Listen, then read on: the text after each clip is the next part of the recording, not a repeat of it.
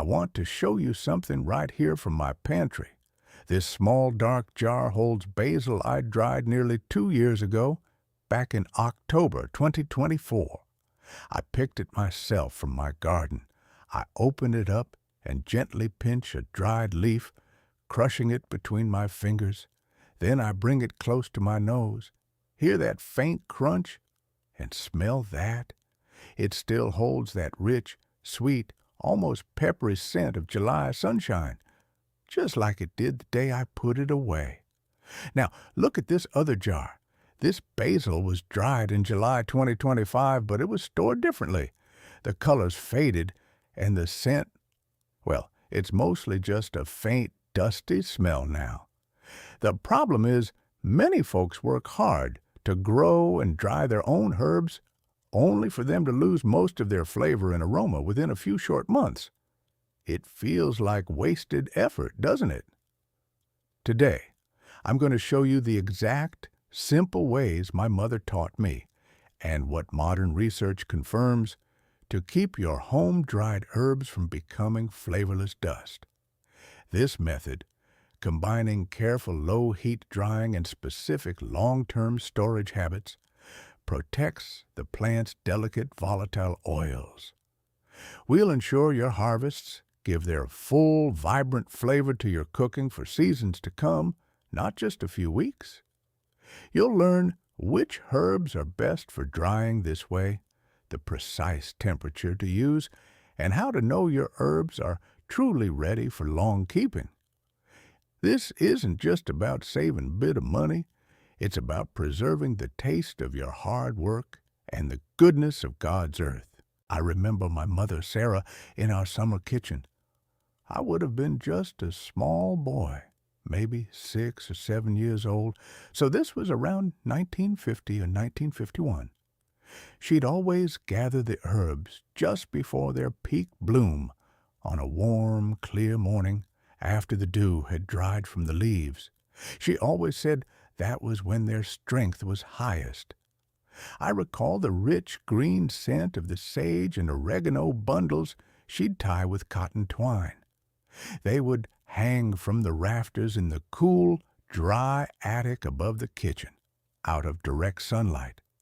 The air up there always smelled of dried greenery, a comforting, quiet scent. She would check them every few days, her fingers rustling through the drying leaves, listening intently for that specific brittle crunch. She taught me that the true flavor wasn't just in the green leaf itself, but in what she called the fragrant spirit of the plant. This was her understanding that those precious oils, which held all the taste and smell, would simply vanish if the herbs were left in too much heat or bright light or open air after they were dried.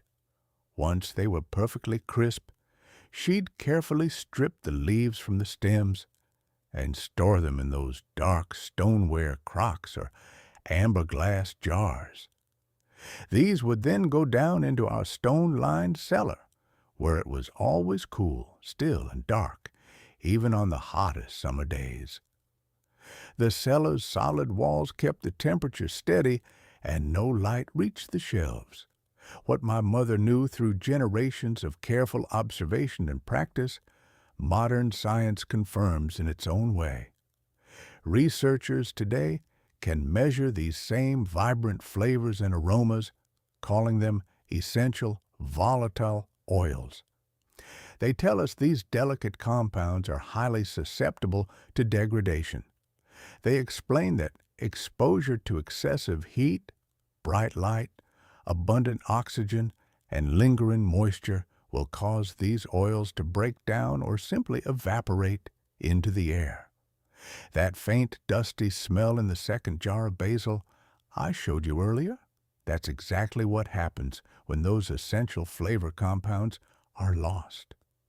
The old ways of patient, gentle drying and then dark, cool, airtight storage weren't just rooted in tradition.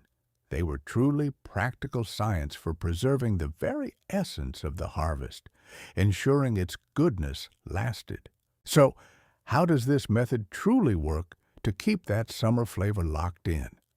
It centers on safeguarding those tiny, fragrant compounds that hold all the herb's character. Imagine these precious oils as delicate, invisible droplets nestled inside each leaf. When exposed to too much heat, bright light, or open air for too long, those droplets will either evaporate into the air or break down, taking the herb's distinct taste with them. This method works by carefully managing both the drying process and the storage conditions. First, we remove the moisture gently without damaging the oils. Second, we create a secure environment that shields the dried herbs from anything that might cause those flavors to fade. We aren't adding any flavor, we're simply doing our best to prevent it from escaping. This careful approach is quite different from other preservation methods. For instance, freeze-drying uses very cold temperatures and a vacuum to remove water, which is a different science altogether. And it's far removed from drying herbs in a hot oven, which, as we've already discussed, often bakes away much of the essential flavor and even changes the color. Our goal is a slow, gentle removal of moisture, preserving the vibrancy. This method is best suited for what I call the sturdy herbs. These are the plants with robust essential oils and a naturally lower moisture content that hold up well to drying. Think of the herbs that smell strong even when green: basil, oregano, thyme, rosemary, sage, marjoram, and mint. These will give you the most satisfying results, retaining their powerful aroma and taste for months, even years. On the other hand, some herbs like parsley, cilantro, and chives have a very high water content and more delicate, fleeting flavors. They simply don't dry well using this method. They lose most of their character and are generally better preserved by freezing in small batches. For the drying itself, you'll find a dehydrator gives the most consistent and controlled results, allowing you to set a low, steady temperature. If you don't have one, slow air drying can still work for sturdier herbs, but it requires a dark, dry, and well-ventilated space. Beyond that, you'll need clean, sharp garden shears for a good harvest, a colander for rinsing, and clean paper towels for patting the leaves dry. For long-term keeping, the most important materials are dark, airtight glass jars. I prefer wide-mouth jars. They make it easier to fill and empty, especially when dealing with whole leaves. All right, with your materials ready and a clear understanding of why we take these steps, let's walk through the exact process for drying and storing your herbs to keep their best flavor locked away. First, harvesting your herbs. The best time to gather most herbs for drying is just before their flowers begin to open. This is usually in the mid-morning hours, after any dew has completely evaporated from the leaves, but before the sun climbs too high and starts to beat down. This quiet time of day is when the plant's essential oil content in the leaves is typically at its peak. Use clean, sharp garden shears to cut the stems cleanly, making your cut just above a leaf node. This encourages the plant to continue growing and producing more leaves for future harvests. Be careful to avoid any leaves that look bruised, diseased, or discolored. We only want the healthy, vibrant parts of the plant. Next, cleaning and preparing your harvest. Once you've brought your fresh herbs inside, gently rinse them under cool, running water. This will help remove any dust, dirt, or small insects that might be clinging to the leaves. After rinsing, lay them out on a clean kitchen towel or several layers of paper towels and pat them thoroughly dry. This step is more important than it might seem. Any residual moisture left on the leaves can easily lead to mold growth during the drying process. Moldy herbs are never safe to consume and must be discarded, so dry them well. Take a moment to remove any thick, woody stems that won't dry well or any parts you don't intend to use in your cooking. Focus on preparing just the flavorful leaves and tender stems. Now for the crucial drying process. There are a few ways to do this, but the goal remains the same. Gentle, low heat to protect those precious volatile oils. Using a dehydrator. This is the method I recommend most heartily, as it gives you the most consistent and controlled results. Set your dehydrator to a low temperature, ideally somewhere between 95 degrees Celsius and 115 degrees Celsius, which is about 35 to 46 degrees Celsius. Carefully lay your prepared herb leaves in a single layer on the dehydrator trays. It's important to make sure the leaves don't overlap too much, so that air can circulate freely all around them. This even airflow is key to preventing moisture pockets and ensuring uniform drying. Drying times will vary quite a bit, usually taking anywhere from 1 to 4 hours, depending on the specific herb and the humidity in your home.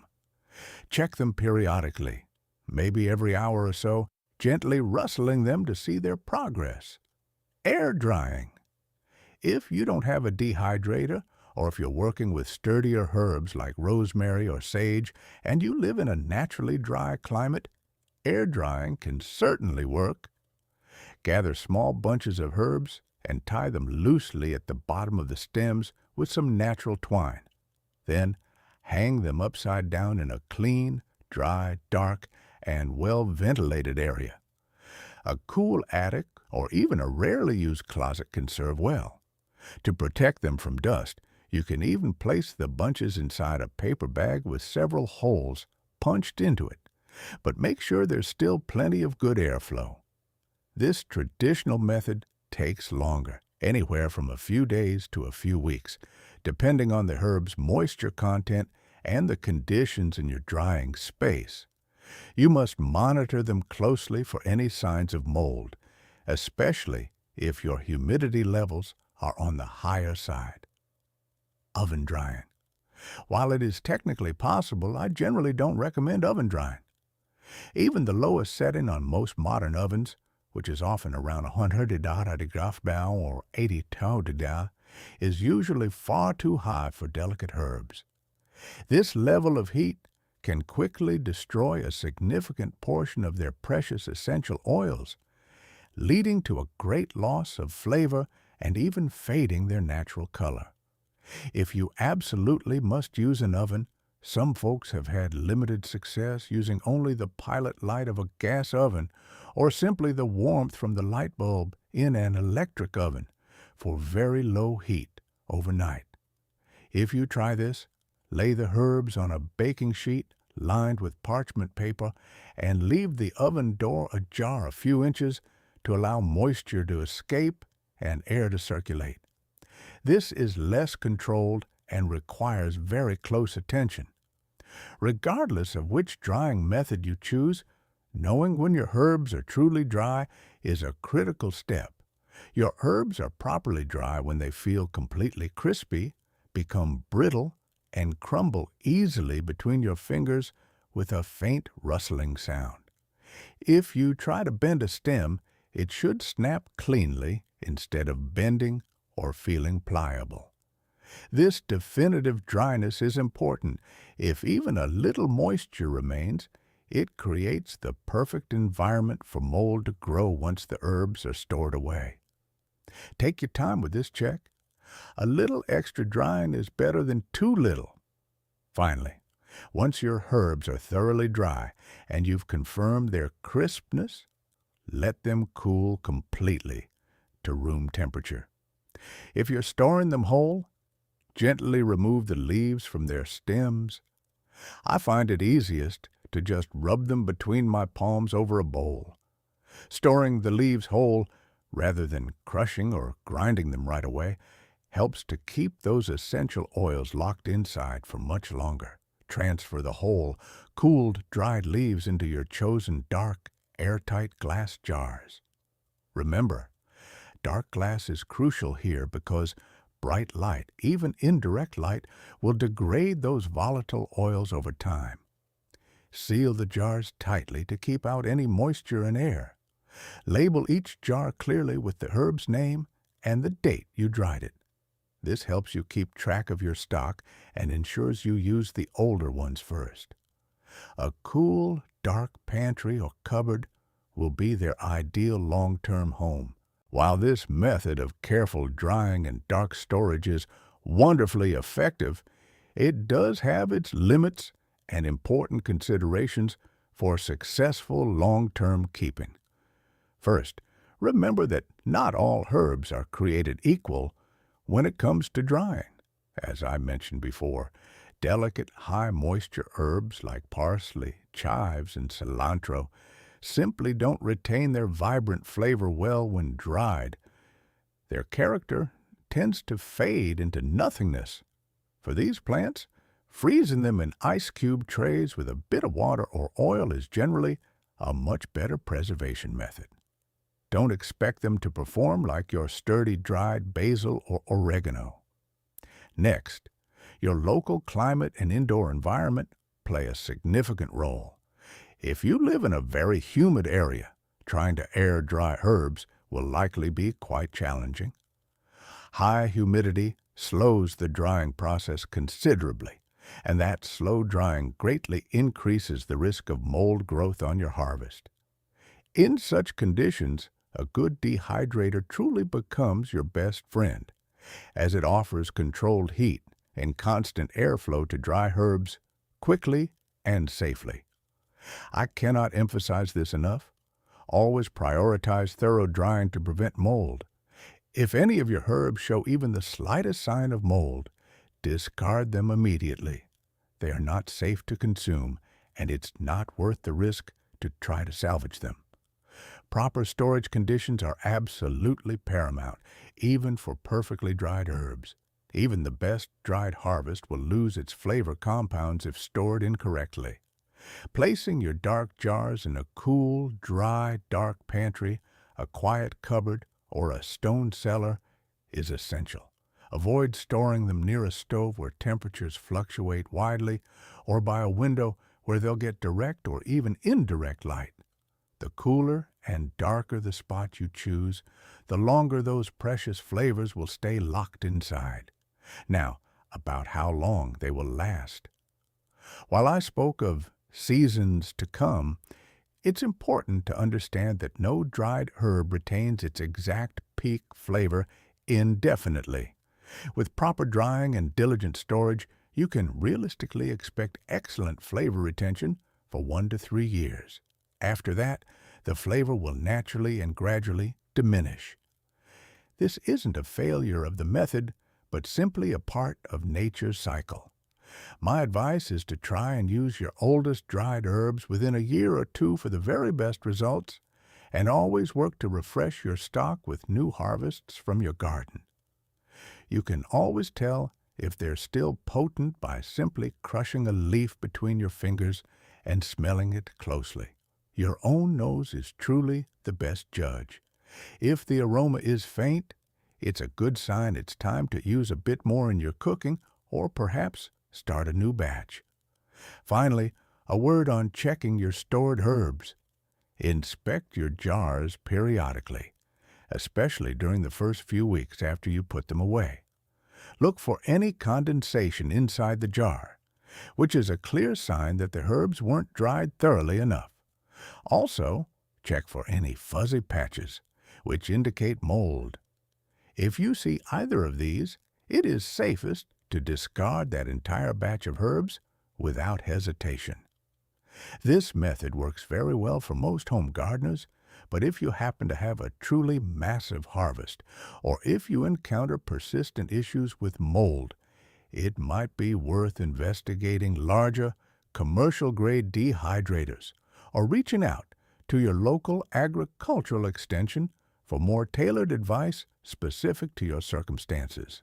The real proof of this method, beyond that initial smell test, comes over time in your own kitchen. To truly see the difference, try this simple comparison. Take a batch of a favorite herb, say oregano. Dry half of it, using the low-heat dehydrator method we discussed, storing it in a dark, airtight jar in your cool pantry. For the other half, dry it in a hotter oven or simply air dry it in a brighter kitchen spot. Then store it in a clear jar on your countertop. In 6 months or even a year, pull out both jars. Crush a leaf from each, smell them, then taste them in a simple tomato sauce or sprinkled over roasted vegetables. You will notice the clear difference in aroma and vibrant taste in your cooking. Of course, many factors affect a plant's flavor: the soil it grows in, the sun it receives, even the season it was picked. But by carefully controlling the drying and storage, you give your herbs the very best chance to hold on to their goodness. I remember the scent of my mother's kitchen, even in the middle of winter, filled with the flavor of summer's herbs. That warm, earthy scent of dried thyme or marjoram, pulled from a dark crock and added to a stew, wasn't just seasoning. It was a memory, a connection to the bounty of the past season. It was a reminder of careful stewardship, ensuring that what was given to us lasted for as long as it could, nourishing us through the lean months. I hope this helps you bring that same rich, long-lasting flavor to your own kitchen. If you've tried this or other methods, please share your experiences in the comments below. Which herbs have you found store best for you, and what are your best tips? Stay frugal, stay free.